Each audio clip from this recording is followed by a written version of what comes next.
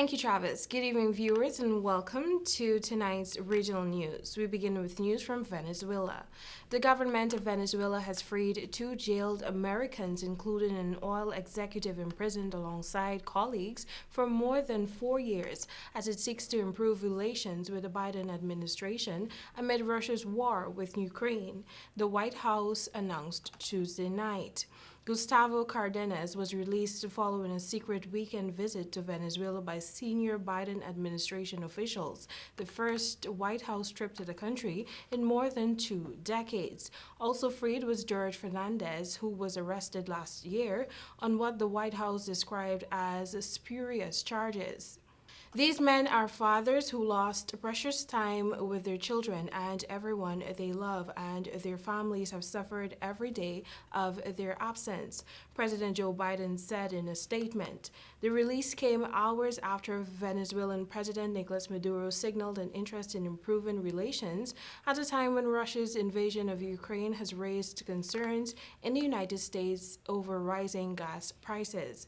In a televised address, he appeared to indicate he was willing to accede to the U.S. demands that he resume negotiations with his opponents as a first building block for any relief from U.S. sanctions that have been punishing the OPEC nation for years.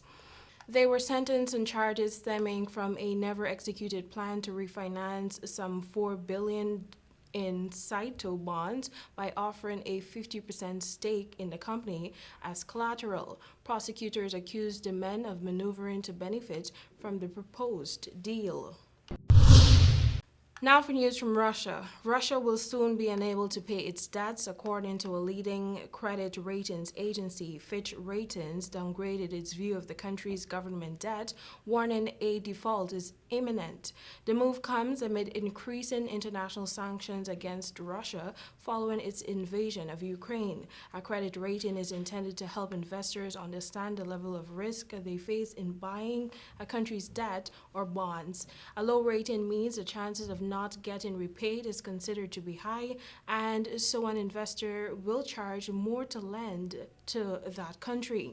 This week, Moscow itself said its bond payments may be affected by sanctions.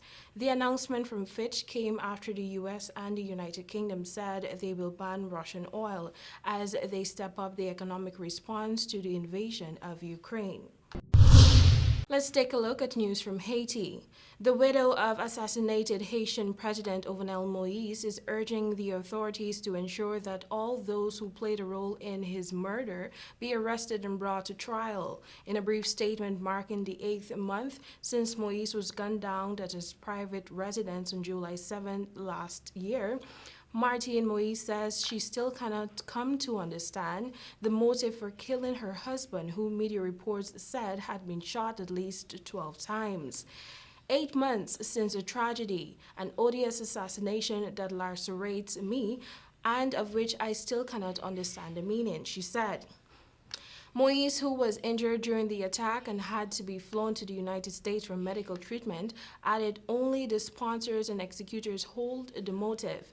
That's why they all need to be found. We owe it to the nation. Justice for Jovenel, she added.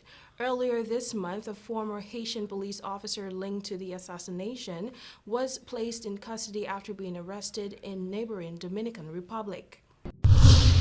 And now for a final story coming out of Brazil. Brazil will not take sides over Russia's invasion of Ukraine, Foreign Minister Carlos França said on Tuesday, adding its stance was one of impartiality, not indifference, and that it sought peace.